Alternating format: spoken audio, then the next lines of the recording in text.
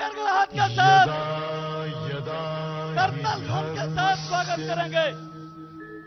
ग्लानिर्भवति भारत अभ्युत्थानम् अधर्मस्य तालियों की गड़गड़ाहट के साथ एक बार मोदी जी को तालियों की गड़गड़ाहट के साथ स्वागत करें, अभिनंदन करें। परित्राणाय दुनिया के सबसे लोकप्रिय नेता भारत के यशस्वी प्रधानमंत्री माननीय नरेंद्र मोदी जी का तालियों की गड़गड़ाहट के साथ करतल ध्वन के साथ संस्थापनार्थाय संभवामि युगे युगे।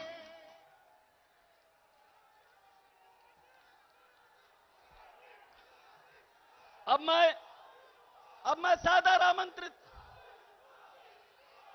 अब मैं माननीय प्रधानमंत्री जी के मार्गदर्शन में नए भारत का नया उत्तर प्रदेश बनाने के लिए प्रातः जागरण से लेकर देर रात्रि तक परिश्रम की पराकाष्ठा करने वाले उत्तर प्रदेश के लोकप्रिय मुख्यमंत्री पूज्य योगी आदित्यनाथ जी महाराज को स्वागत भाषण के लिए सादर आमंत्रित करता हूं। स्वागत भाषण के लिए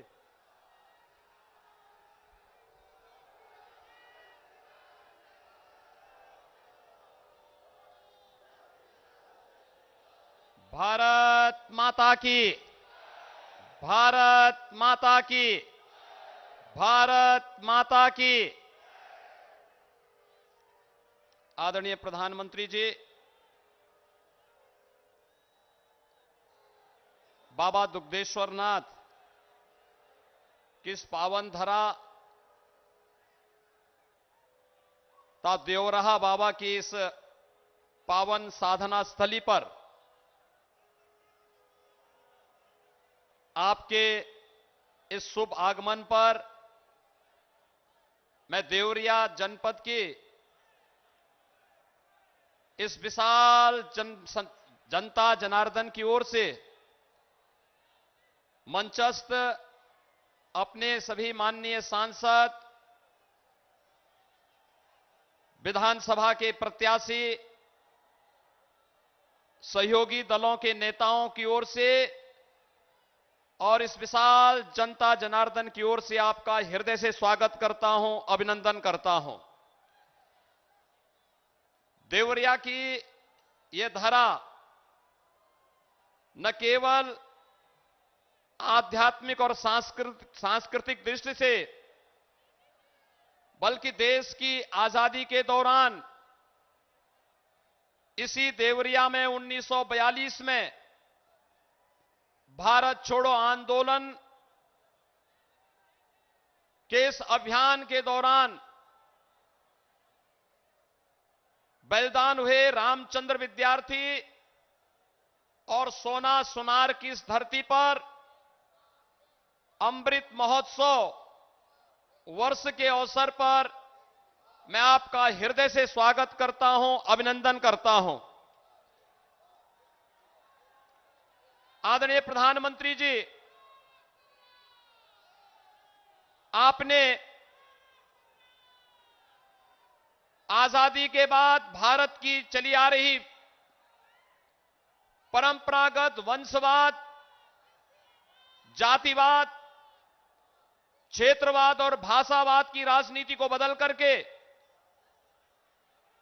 उसे विकास, सुशासन और गरीब कल्याणकारी योजनाओं के साथ जोड़ने का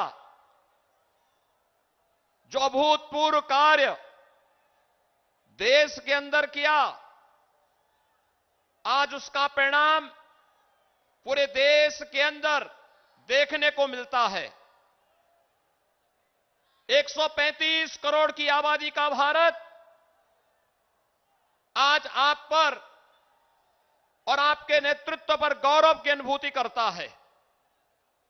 वैश्विक स्तर पर भारत का सम्मान बढ़ा है तो 135 करोड़ जनमानस आपके यशस्वी नेतृत्व पर अपार जन विश्वास के रूप में आपको देखता है।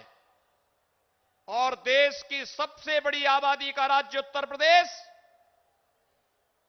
आपके यशस्वी मार्गदर्शन और नेतृत्व में आज देश की अग्रणी अर्थव्यवस्था बनने की ओर अग्रसर है। भारत सरकार की जितनी भी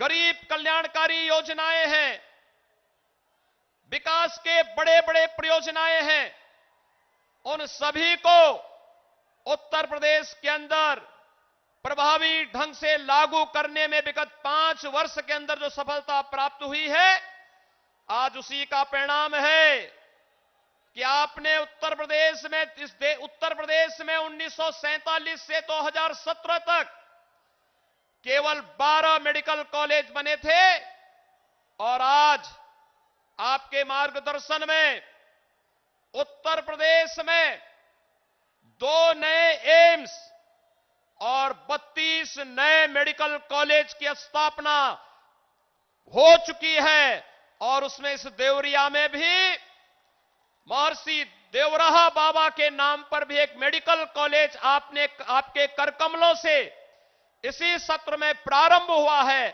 मैं इस धरती पर आपके आगमन के लिए हृदय से अभिनंदन करता हूं, स्वागत करता हूं। अब देवरिया जनपद वासियों को विशेषज्ञ स्वास्थ्य सुविधा के लिए और यहां के नौजवानों को मेडिकल की शिक्षा के लिए अब अन्यत्र नहीं जाना पड़ेगा, बल्कि देवरिया में ही वो सुविधा यहां के नागरिकों को प्राप्त होगी। इसके लिए आपका आभार व्यक्त करते हुए मैं आपका अभिनंदन करता हूं। महोदय, भारत सरकार की अन्नदाता किसानों के कल्याण से जुड़ी हुई योजना हो, गरीबों को आवास से जुड़ी हुई योजना हो और पूर्वी उत्तर प्रदेश बीमारी की इस वेदना को इससे ज्यादा कौन झेल सकता है, जिसने 4 दशक तक मस्तिष्क ज्वर की वेदना को झेला हो। हजारों बच्चे जिस इंसेफ्लाइटिस और मस्तिष्क ज्वर की चपेट में आकर के समय काल कलवित होते थे, पहली बार आजादी के बाद वो संवेदना देखने को मिली थी जब आपके नेतृत्व में स्वच्छ भारत अभियान में हर गरीब के घर में एक शौचालय देने का काम हुआ और जल जीवन मिशन के अंदर हर गरीब के घर में हर घर नल की योजना प्रभावी ढंग से लागू होती हुई दिखाई दी। आज उसका परिणाम है कि इंसेफ्लाइटिस से होने वाली मौत के आंकड़े 95% कम हो चुके हैं और जैसे कोरोना का बेहतरीन प्रबंधन आपके नेतृत्व में भारत ने किया है, उसी तर्ज पर इंसेफ्लाइटिस और अन्य विषाणु जनित और जल जनित बीमारियों का समाधान करने की दिशा में आज उत्तर प्रदेश आगे बढ़ा है।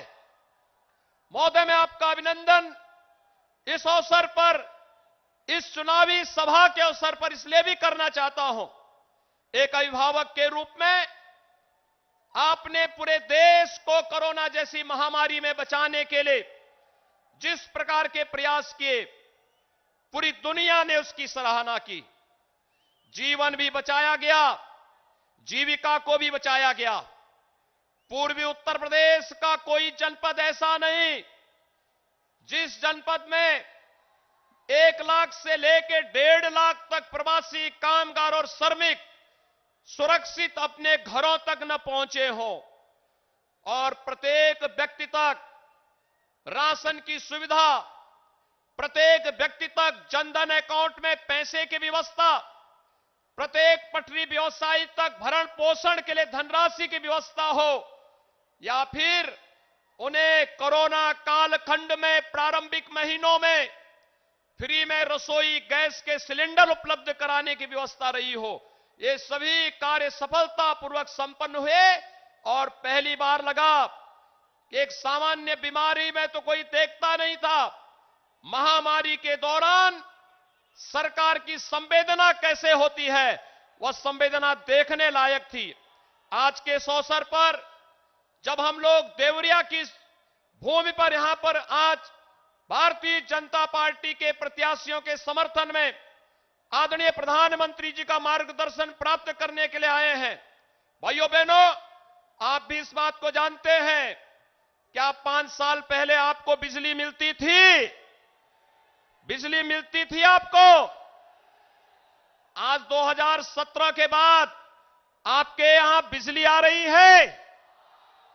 बिजली अगर मिल रही है तो इसका कारण है प्रधानमंत्री सौभाग्य योजना, जिसके तहत उत्तर प्रदेश के 1,21,000 मजरों में न केवल विद्युतीकरण का कार्य संपन्न हुआ, बल्कि 1,43,00,000 परिवारों को निःशुल्क विद्युत कनेक्शन देने का काम भी इस योजना के अंतर्गत हुआ है। भाइयों बहनों, सर्वाधिक खाद्यान्न घोटाला अगर 2017 के पहले आप देखेंगे तो देवरिया, कुशीनगर, बलिया ये जनपद थे जिनमें सर्वाधिक खाद्यान्न घोटाला हुआ करता था। आज तो आपको कोरोना कालखंड में भारतीय जनता पार्टी की डबल इंजन की सरकार है, तो राशन का डबल डोज भी मिल रहा होगा ना? राशन मिल रहा है कि नहीं मिल रहा है? अपना अगर मिल रहा है तो दोनों हाथ ला करके बोलेंगे, नहीं मिल रहा है तो फिर वो भी बोलेंगे। राशन मिल रहा है कि नहीं मिल रहा है? 2 बार महीने में मिल रहा है कि नहीं मिल रहा है? और दाल, तेल और नमक क्या इससे पहले 17 के पहले भी मिलता था क्या? सपा की सरकार के समय, बसपा की सरकार के समय, या फिर उससे पहले? भाइयों बहनों, यही होती है सरकार की संवेदना। यही जो राशन आज आपको मिल रहा है, प्रधानमंत्री जी ने जो तकनीक का उपयोग करके एक एक राशन की दुकान को ई पॉस मशीन के साथ जोड़ करके और प्रत्येक गरीब का खाता खोल करके जो व्यवस्था बनाई है, आज उसका परिणाम है 15 करोड़ गरीब उत्तर प्रदेश के अंदर महीने में 2 बार राशन की सुविधा प्राप्त कर रहे हैं। ये वही उत्तर प्रदेश है और ये देवरिया और कुशीनगर का वही क्षेत्र है जहां मुसहरों के पास अपने मकान नहीं थे। आज इन क्षेत्रों में हर गरीब के पास अपना मकान है। उत्तर प्रदेश में प्रधानमंत्री आवास योजना के अंतर्गत 43,50,000 से अधिक गरीबों को आज एक एक आवास ग्रामीण अथवा शहरी क्षेत्र में देने में सफलता प्राप्त हुई है। ये प्रधानमंत्री मोदी जी की गरीब के प्रति, गांव के प्रति, अन्नदाता किसान के प्रति संवेदना का ये बेहतरीन उदाहरण है। आज के इस अवसर पर भाइयों बहनों, जब उत्तर प्रदेश में 4 चरणों के चुनाव संपन्न हो चुके हैं और आज ही 5वें चरण का चुनाव चल रहा है, भाइयों बहनों, हम विश्वास के साथ कह सकते हैं उत्तर प्रदेश के अंदर सुरक्षा का जो बेहतरीन वातावरण हुआ और ये उत्तर प्रदेश का ये सुरक्षा का माहौल, एक तरफ एक्सप्रेसवे बनाने के लिए जहां हम लोगों ने बेहतरीन तरीके से बुलडोजर का उपयोग किया है, वहीं दूसरी ओर गरीबों का अन्न हड़पने वाले, गरीबों की जमीनों पर कब्जा करने वालों के खिलाफ भी इस बुलडोजर का जब बेहतरीन उपयोग हुआ है, तो आज बुलडोजर एक ब्रांड बन करके उभर करके सामने आ रहा है। और भाइयों बहनों, मैं आज के इस अवसर पर एक बार फिर से आदरणीय प्रधानमंत्री जी का देवरिया की इस धरती पर उनके द्वारा पूरे देश के अंदर विकास के बड़ी बड़ी परियोजनाओं को देने, गोरखपुर में बंद खाद कारखाना को चलाने का हो, गोरखपुर में एम्स की स्थापना का हो, या उत्तर प्रदेश के हर जनपद में एक मेडिकल कॉलेज की स्थापना के कार्यक्रम को आगे बढ़ाने का हो, या फिर express highway, inter state connectivity के माध्यम से आवागमन को और सरल और सहज बनाने का हो, या फिर हर घर नल योजना के माध्यम से प्रत्येक नागरिक के घर तक शुद्ध पेयजल की व्यवस्था उपलब्ध करवाने का एक अभिनव कार्यक्रम हो, ये सभी कार्यक्रमों पर जन विश्वास का प्रतीक आज उत्तर प्रदेश विधानसभा का चुनाव होने जा रहा है। और भाइयों बहनों, उत्तर प्रदेश बदला है, उत्तर प्रदेश में फर्क साफ नजर आता है। और उस फर्क को साफ नजर आने में 4 चरणों के चुनाव रुझान इस बात को सीधे सीधे इशारा करते हैं। आज के इस अवसर पर मैं एक बार फिर से यहां पर रुद्रपुर से श्री जयप्रकाश निषाद जी, पथरदेवा से सूर्य प्रताप शाही जी, देवरिया से श्री सलभमणि त्रिपाठी जी, रामपुर कारखाना से श्री सुरेंद्र चौरसिया जी, भाटपा रानी से श्री सभा कुंवर कुशवाहा जी, सलेमपुर सुरक्षित से श्रीमती विजयलक्ष्मी गौतम जी, बरस से श्री दीपक मिश्रा साका जी और चोरी चौरा से श्री श्रवण निषाद जी, ये भारतीय जनता पार्टी के प्रत्याशी हैं। आदरणीय प्रधानमंत्री जी का मार्गदर्शन हम सबको प्राप्त हो।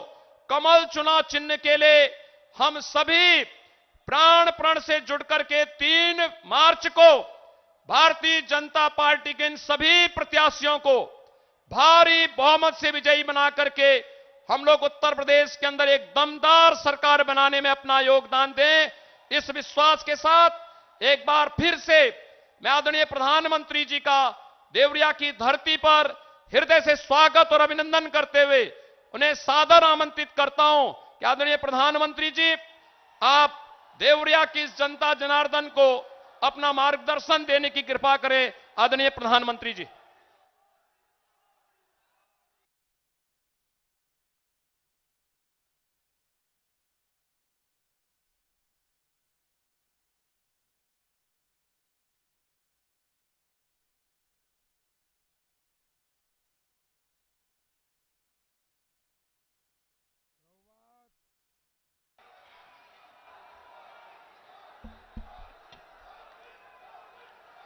रउआ सबके राम राम।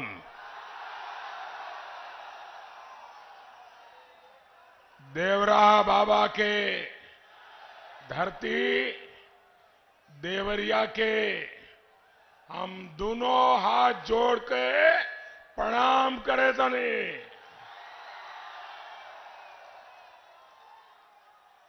देवरिया की धरती पर देवरही माता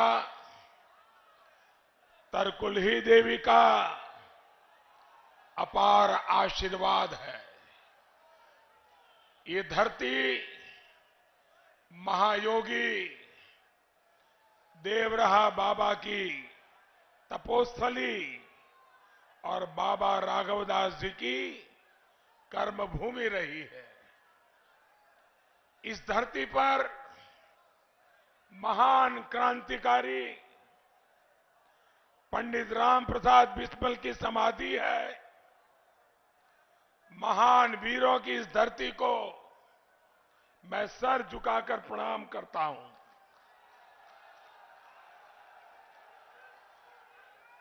मैं दूसरे जिलों से जुड़े सभी मतदाता बहनों और भाइयों का भी अभिवादन करता हूं। साथियों, इन चुनावों में मुझे अनेक बार उत्तर प्रदेश आने का मौका मिला है। यूपी में इस बार जिस तरह का चुनाव हो रहा है उसे ये गौर परिवारवादी समझ ही नहीं पा रहे हैं। इस बार का चुनाव गौर परिवारवादियों और घनघोर राष्ट्रभक्तों के बीच है।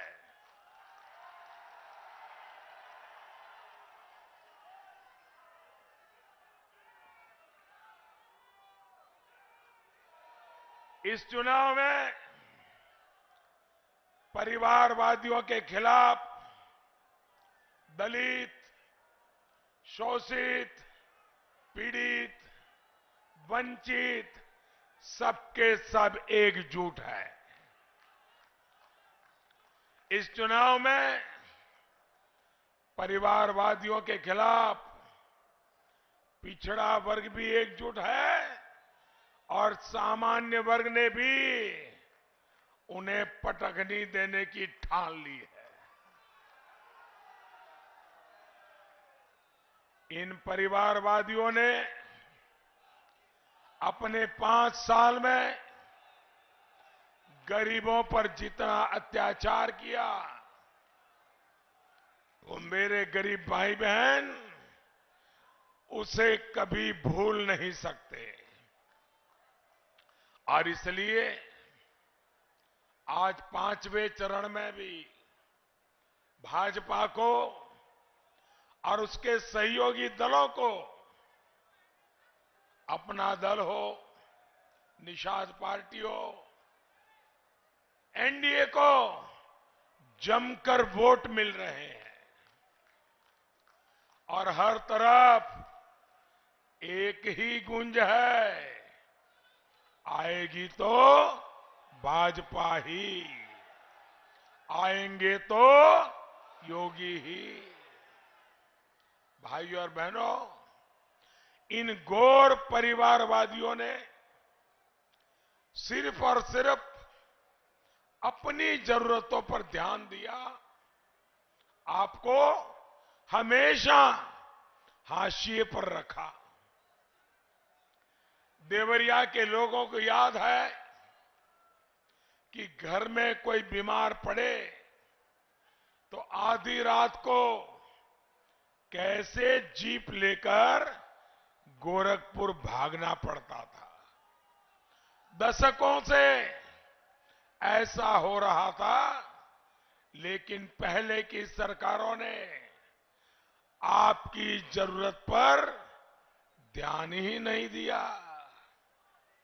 गोरखपुर, देवरिया और आसपास के क्षेत्र में दिमागी बुखार से कितने ही मासूम बच्चों को दुखद मृत्यु हो जाती थी, लेकिन इस स्थिति को सुधारने के लिए इन परिवारवादियों ने कुछ नहीं किया। ये योगी जी की सरकार का ही प्रयास है कि इस क्षेत्र में दिमागी बुखार काबू में आया है और ज्यादा से ज्यादा बच्चों का जीवन बच रहा है।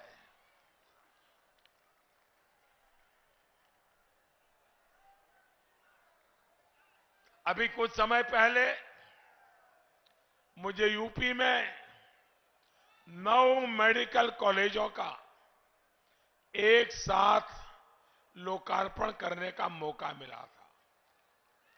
देवरिया का महर्षि देवराहा बाबा मेडिकल कॉलेज भी उसमें शामिल है। ये मेडिकल कॉलेज पहले भी बन सकता था, लेकिन आप लोग कभी इन गौर परिवारवादियों की प्राथमिकता में थे ही नहीं। ये हमारी ही सरकार है जिसने गरीब से गरीब को अच्छे से अच्छे अस्पताल में 5 लाख रुपए तक का मुफ्त इलाज कराने की सुविधा भी दी है। साथियों, हमने सिर्फ देवरिया के लिए ही नहीं बल्कि पूरे प्रदेश में 18 नए मेडिकल कॉलेज बनाए। 20 पर तेजी से काम चल रहा है। गोरखपुर में बने एम्स से आपको 2 गुनी राहत मिली है। हमारी कोशिश ये भी है कि गरीब का बेटा बेटी अपनी भाषा में, वो अपनी भाषा में ही मेडिकल और इंजीनियरिंग की पढ़ाई करे।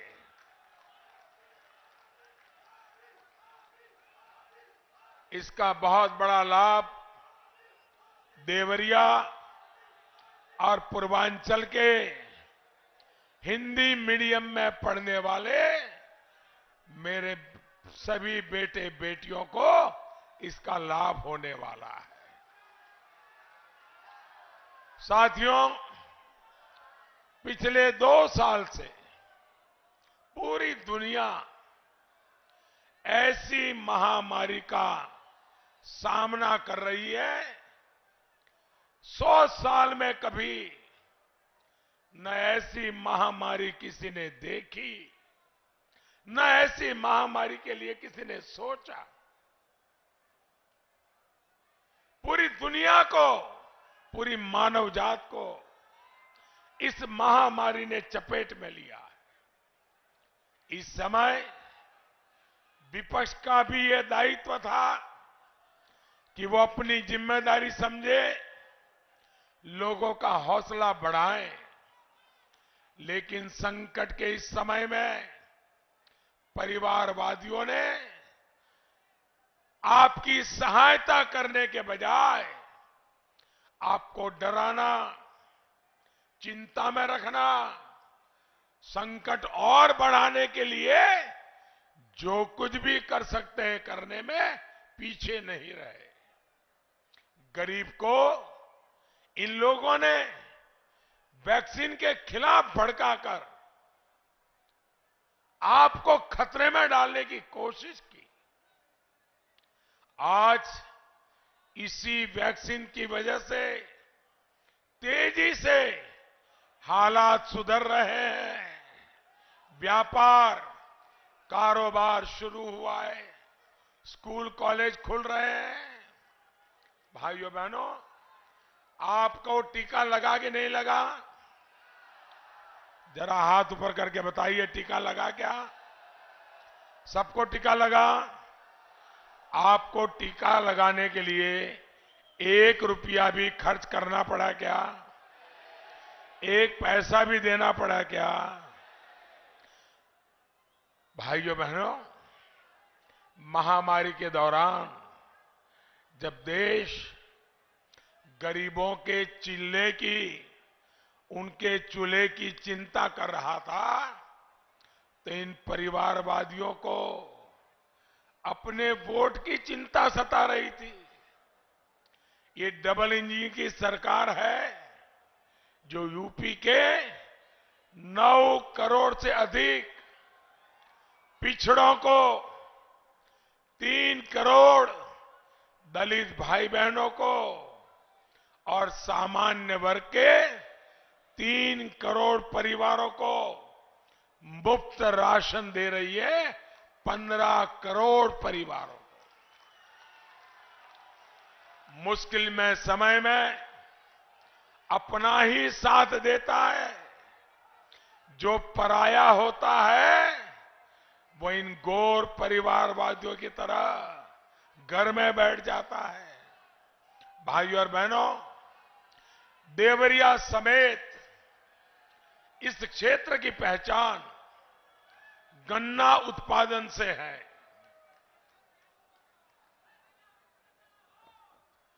लेकिन इस क्षेत्र की चीनी मिलों को इन परिवारवादियों के शासन में बंद करा दिया गया।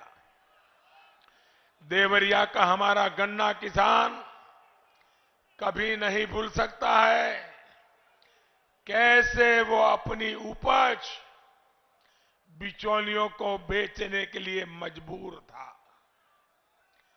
गन्ने की पर्ची के लिए कभी लाठी तो कभी अपमान सहना पड़ता था। पर्ची मिल भी गई, उसके भुगतान के लिए इंतजार करना पड़ता था। कई महीनों, कई सालों के बाद अगर भुगतान हुआ भी तो वो भी किस्तों में किया जाता था। ऐसे ही हाल में आप घर के खर्चे निकालते थे, कर्जा लेकर बच्चों को पढ़ाते थे, बेटियों की शादी करते थे। अगर आपके जीवन की इन दिक्कतों का उन्हें एहसास भी होता तो वो हालात सुधारते, लेकिन उन्होंने चीनी मिलों को लूटकर पैसा कमा लिया और आपको अपने हाल पर छोड़ दिया। साथियों, योगी जी की सरकार में नई चीनी मिलें खोली जा रही है, चीनी मिलों की आर्थिक हालत सुधारी जा रही है, गन्ना किसानों की आय बढ़े, इसके लिए इथेनॉल ब्लेंडिंग का काम भी तेजी से बढ़ाया जा रहा है। पिछले 5 साल में करोड़ों लीटर इथेनॉल यूपी से खरीदा गया है। इससे यूपी को 12,000 करोड़ रुपए से ज्यादा यूपी को मिले हैं। आज गन्ने की पर्ची हो या गन्ने का भुगतान, ये सब आसानी से किसानों को मिल रहा है। पिछले 5 साल में योगी जी की सरकार ने गन्ना किसानों का 1,60,000 करोड़ रुपए भुगतान किया है। इसमें परिवारवादियों का समय का जो बकाया था वो भी योगी जी में उनको वो कर चुकाना पड़ा। साथियों, हमारी सरकार कैसे आपकी चिंता करती है, उसका एक उदाहरण गोरखपुर का नया फर्टिलाइजर प्लांट भी है। पहले जो खाद कारखाना बंद हुआ, उसे शुरू कराने के लिए सांसद के तौर पर योगी जी ने बहुत मेहनत की, लेकिन परिवारवादियों ने ये काम होने नहीं दिया। ये काम तब हुआ जब भाजपा की उत्तर प्रदेश में और दिल्ली में सरकार बनी। गोरखपुर का नया फर्टिलाइजर प्लांट अभी क्षेत्र का गौरव बढ़ा रहा है, किसानों की दिक्कतें कम कर रहा है। साथियों, परिवारवादियों के राज में इस क्षेत्र में अवैध कब्जों की भी बाढ़ आ गई थी। हमारी सरकार पानी की बाढ़ और अवैध कब्जे की बाढ़ दोनों को रोकने का काम कर रही है। भाजपा सरकार अब ऐसी व्यवस्था बना रही है कि कोई अपराधी किसी गरीब के घर की तरफ आंख उठाकर नहीं देख पाए।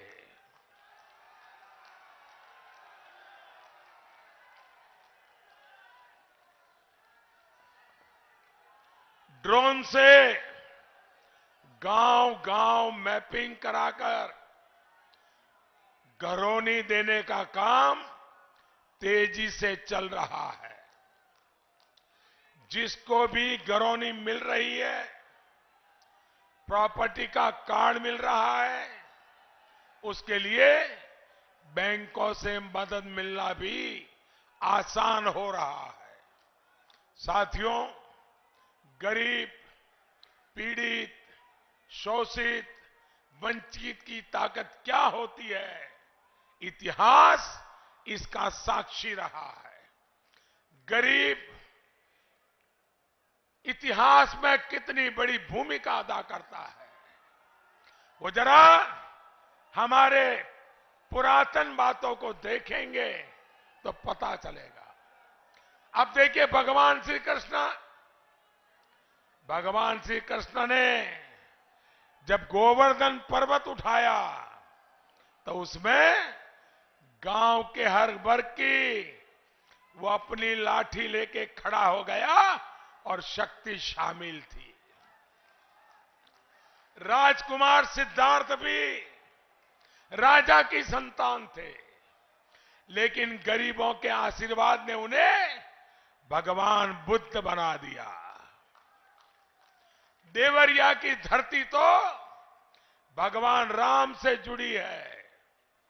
अयोध्या के राजकुमार राम, अयोध्या के राजकुमार राम, धरती के मर्यादा पुरुषोत्तम राम तब बने जब उन्हें मित्र निषाद राज का साथ मिला, जब उन्होंने सबरी के झूठे बैर खाए, जब उन्हें माता अहिल्या का आशीर्वाद मिला, जब उन्होंने वनवासी साथियों की सेना को साथ लिया, जिस देश की इतनी महान विरासत हो, देश के सभी राजनीतिक दल इससे कुछ सीखते, उससे कुछ प्रेरणा लेते और गरीबों को साथ लेकर चलने के पथ पर चल सकते थे, लेकिन वो नहीं चले।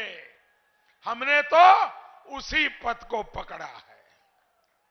इसलिए भाजपा सरकार का मंत्र है सबका साथ, सबका विकास, सबका विश्वास, सबका प्रयास। गरीबों के पास पक्का घर हो, घर में नल से जल हो, गैस का कनेक्शन हो, बिजली हो, शौचालय हो, घर तक पक्की सड़क हो, गरीब के जीवन को आसान बनाने वाली ऐसी अनेक योजनाएं हमारी सरकार पूरी ताकत से आगे बढ़ा रही है। जाति धर्म से ऊपर उठकर बढ़ाया है सम्मान, सबसे पहले गरीब कल्याण, यही हमारी प्राथमिकता रही है। भाइयों बहनों, आपका एक एक वोट आपका जीवन आसान बनाएगा, आपका भविष्य सुरक्षित करेगा। इसलिए इस चुनाव में एक बार फिर भाजपा को जिताना है, अपना दल को जिताना है, निषाद पार्टी को जिताना है। भाइयों बहनों, मेरा एक काम करोगे? जरा हाथ ऊपर करके मुझे पूरी ताकत से बताइए, मेरा एक काम करोगे? आप भी करोगे? आप भी करोगे? मेरा काम करोगे? पक्का करोगे? एक काम जरूर कीजिए, 3 तारीख के पहले घर घर जाइए और हर घर जाकर के मोदी जी के प्रणाम पहुंचाइए। करेंगे? घर जाकर के बताना मोदी जी ने आपको प्रणाम भिजवाया है। करेंगे? घर घर जाएंगे, मतदाताओं को मिलेंगे, एनडीए को जिताने की बात करेंगे, भाजपा को जिताने की बात करेंगे, अपना दल को जिताने की बात करेंगे, निषाद पार्टी को जिताने की बात करेंगे। भाइयों बहनों, अब ऐसा तो नहीं होगा ना, इतनी बड़ी रैली हो गई, इतने लोग आ गए, अब क्या बात है, चलो सो जाओ, ऐसा तो नहीं करेंगे ना? ऐसा नहीं करेंगे ना? आप ज्यादा काम करना है जी। करेंगे? घर घर जाएंगे। बस हमारा एक ही मंत्र चाहिए, पहले मतदान फिर जलपान, इसे न भूलिएगा। आपका बहुत बहुत धन्यवाद। भारत माता की, भारत माता की।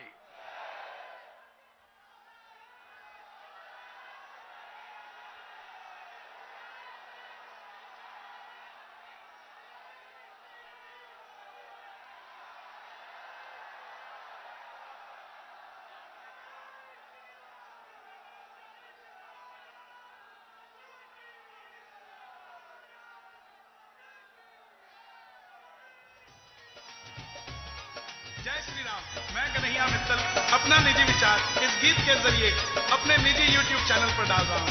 आपको पसंद आए तो इसको शेयर करें, सुने और कमेंट करें, और पसंद ना आए तो आपसे गुजारिश, इसको इग्नोर करें। जय श्री राम।